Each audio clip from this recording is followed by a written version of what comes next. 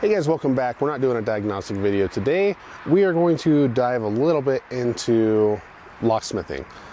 As I mentioned in my last live stream, I have purchased some equipment to start getting into locksmithing, cutting keys, programming keys, and I've kind of expanded on that a little bit. We're not really doing work for the public yet. Some of our customers, mostly family members and our own personal vehicles, as I learn the ropes of locksmithing.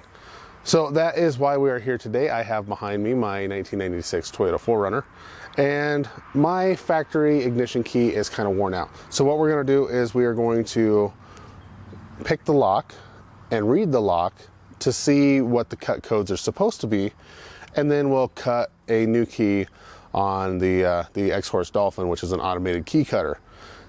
Now, I could get the cut code or the key code off of the passenger side lock cylinder, but I have to pull the door apart. I did bring home the bore scope and looked in there to see if I could see it without taking the door apart, and it's kind of covered up by the door handle, or I just can't see it. Maybe there's some dust or debris around it. So we are going to decode this one, and this is kind of a common way of doing it from what I've seen. And to me, it's kind of an easy way to even break into vehicles, because as you guys know, being mechanics, cars get locked in the lot when we don't have a working door key, when we don't have a key at all. So there's lots of variables, or maybe the ignition's been replaced and they don't even have a door key anymore. They get in with their fob. So we have to break into vehicles all the time. Typically we use something like the Big Easy. We wedge open the door, stick that in there and unlock it. But you guys know that some vehicles are just completely terrible to get into, and you're always worried about scratching the paint or damaging the weather strip in there, the door seal. So this way is a completely non-invasive way of getting into a vehicle. So I actually had a customer the other day drop off his Ford truck, and then he went to work up in the mountains about an hour away, and he gave us the wrong key. He gave us a key to his other truck, and we didn't have a key. So there was no way of us getting the truck in the shop to do the work that we needed to get done before he got back into town. So what I did is I went out and picked and decoded the door lock, which gave me all but 2 cuts of the ignition key. And then from there I could put the information into a piece of software to tell me what my options are for the last 2 cut codes. So the first thing is we need to find out if the door lock cylinder on this vehicle has all of the possible cut codes that we need to make a new ignition key. Now for this, we are going to use a piece of software called InstaCode. They have a PC version, they have an internet version or the live version that's on your phone. They both work about the same. I find that there's more information in the cell phone version than on the computer version, but maybe it's just hidden somewhere else in a menu. So we're going to go to vehicle. This is a Toyota. Now it is a 4runner. Now there's lots of options here, and I don't feel like looking for the body code, and these don't always match. So at the top of the screen, I'm just going to hit all body codes, and then I'm going to go to a year. This is a 96, so 96 to 98 show to be the same. And now we have 5 different possible options of the key.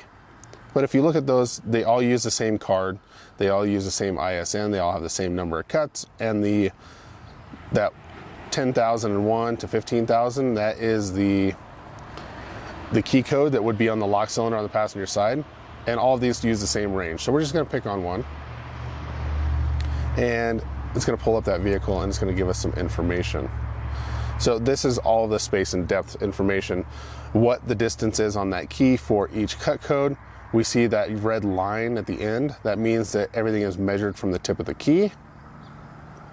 We're going to go to lock decoding. So it's going to tell us that we need to use an original Lishi 43, or we could use a genuine Lishi 43 ignition or T80. This is the left-hand vehicle, so we are going to be rotating the lock clockwise. And I'll show you the Lishi tool in just a second. And then we want to go to lock positions. So this shows us that ignition has all 8 cuts. So on the doors, we are missing position number 1 according to this. So we may not have a location for number 1. So we should be able to find all of the other positions and then we'll use our software to see if we can figure out what number 1 position is supposed to be. Now, this is my assortment of Lishis, and I have a few other GM ignition tools.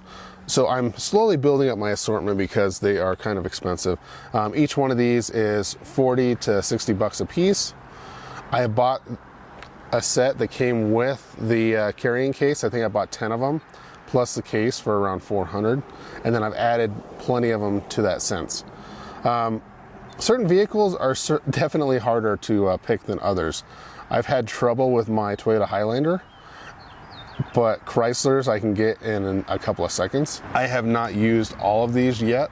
I've used quite a few. I went and picked every vehicle I've owned. If I find a car in the parking lot that has, you know, something I haven't used, then I'll try and give that a shot as well.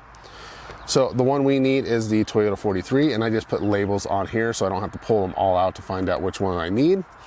And what this tool does is it mimics the key to insert in there, holds everything open for you.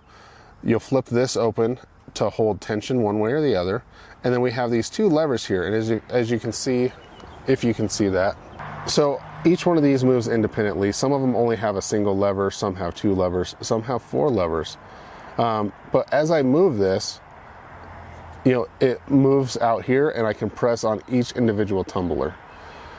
Over here, it gives me the location or the depth of each tumbler, and then, or the spacing of the tumblers, and then we have the depth of the key cut.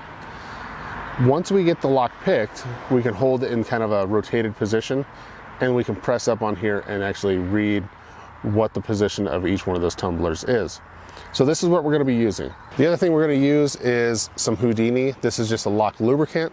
WD-40 can work as well, but this stuff is designed for lock cylinders. We're going to spray some of this in the lock to lube it up first. Not all door locks get used a lot. Mine does because I don't have keyless entry, but there could still be dirt and debris in there. So we're going to spray this in there. We're going to run the Lishi in and out a couple of times and make sure that it's not, you know, really nasty. If it's really nasty, we're going to flush it out and grab a paper towel and just really pump this stuff in there. We will spray a little bit of this in there. I'm not going to go crazy. I don't want it running all down the door.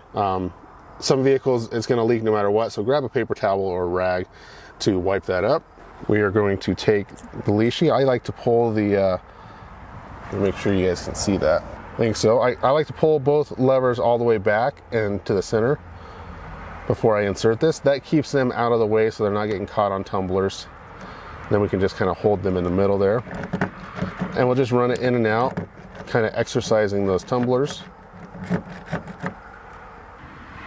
Okay, you guys should be able to see that. Our lighting is a little harsh today, working outside in the sun with no cloud cover.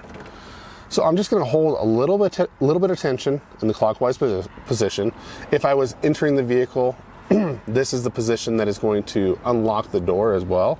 Some vehicles, I have a hard time picking and decoding them in the proper rotation to unlock the vehicle. So I'll just go the other direction and I'll get the key code, and then I can cut a key and go from there.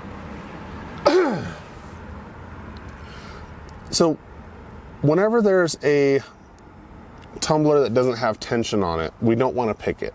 So if it doesn't have tension, then we're going to have spring pressure. You can see that one just kind of bounces there. That bounces there.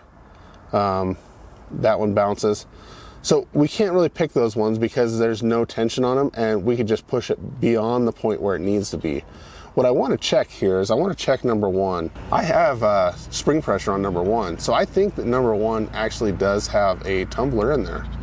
So we might be able to get the entire key code off of this door, or the bitting, what our cutting depths are.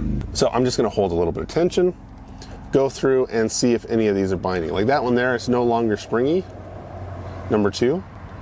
So I'll just go ahead and pick that one, and now it's bouncing a little bit. I didn't over pick it.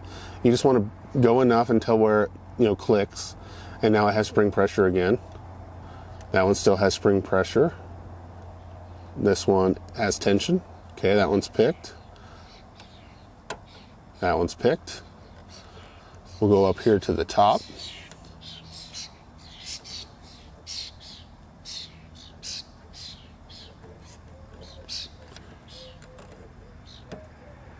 Okay.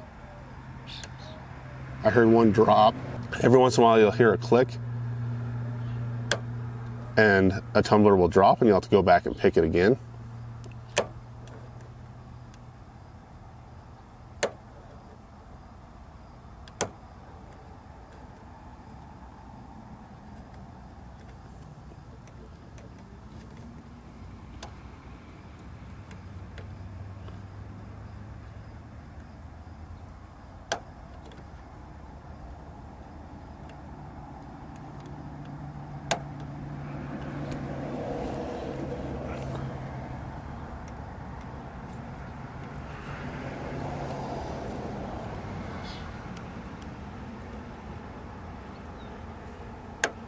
Okay, I got a little bit of rotation that time. So sometimes it takes several attempts of going through here and picking them all before it actually goes.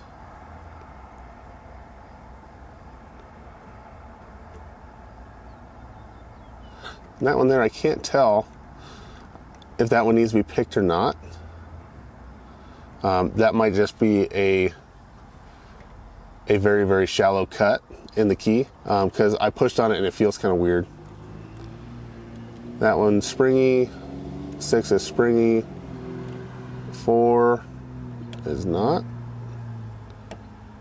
Okay, and there we are. Now we're still not all the way picked. It didn't unlock the door, so I still have a little bit of rotation probably to go. I'm hoping this turns out with the sun. Okay, so 4 just need to be picked a little bit more. Let me reposition the camera and we'll decode this lock. Okay, as we go through these, I'm just going to enter the cuts onto InstaCode. So we're going to click on Find Bidding. And I did have some spring tension on one. So I'm just going to measure that one and see if it's right. So we have a 3, 2, 2, 1,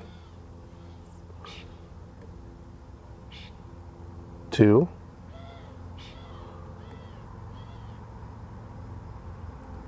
2,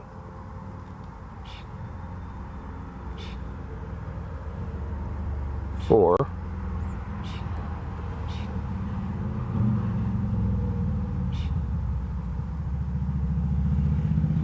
and a 3.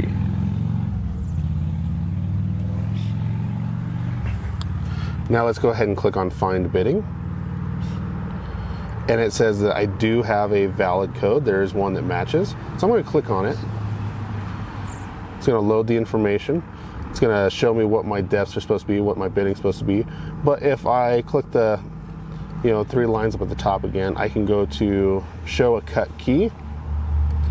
And then I can compare that to what my current key is to find out, for one, how worn out my key is. If it looks different, maybe the door lock and ignition have different cuts. If I don't have a key, I could just use the bidding I found or the cut code to cut a new key with an automated machine. If you have a machine that you can manually cut the spacing and depth, then you could do that as well. Now real quick, if that first position wasn't available, then we would leave that section blank. So we could just hit blank and then 22, was it 221? 2243. So we have 4 possible cut codes. So that first position could be any one of those. So whenever you have multiple options, it's best to go to the cutting tree, which you see down here at the bottom right. And that's going to give us what order we should cut our key. Because you don't want to make 4 different keys. You might be able to do it with one key, cut it. If it doesn't work, just adjust that one cut depth to a different depth, and so on. So we'll hit cutting tree. Now if we were missing like 2 of the biddings, like on a Chevy, they don't always have, they normally have 6 in the door and they have an 8 cut in the ignition, or they have 8 in the door and they have 10 cut ignition. So we'd be missing 2 positions. So there's more possibilities. You might actually have to cut 2 keys for that vehicle. But this one, it says at the top, key number 1, start with the 122, 12243. And then if that doesn't work, we move on to a 2, 22, 1, 2243, and then a 3, 22, 1, 2243, and then a 4-2-2-1-2-2-4-3. So we're just working our way down the list, deepening that cut at the back of the key, that number 1 position, until we find one that works. And we decided we had a 3-2-2-1-2-2-4-3 according to our Lishi, so we will just use that one. And I'll go ahead and get the key machine set up and we'll cut a key. So we have the Dolphin here. We're just gonna power that guy up. Gonna run through a couple of self checks. We have the Key Tool Max. We're gonna go over to the Dolphin. We're gonna go to Vehicle Database here. Toyota 4runner. I think that's a little bit better.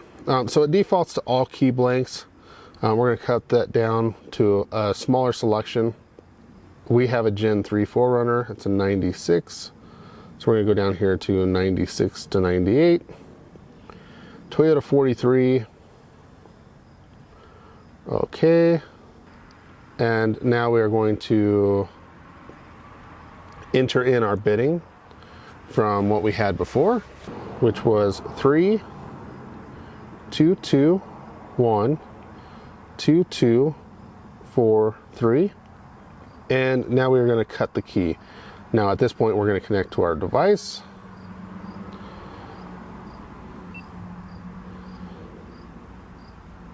So we are connected to the machine. And now we need to go cutting key again. It's going to tell us where to put the key in. It says, so we're going to use the M1 clamp aligned to the 4th position.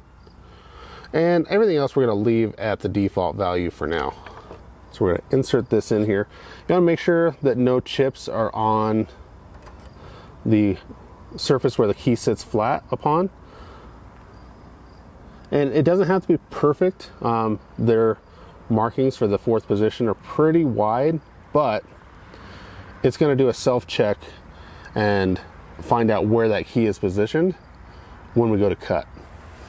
So I have it locked in. I don't always lock that little Allen screw down. I probably should, but I don't. So on the Key Tool Max, let's go ahead and hit continue.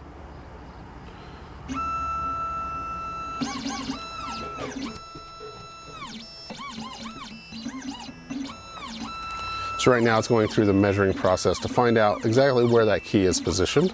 And I'm using a TR47 key. And now we will start cutting.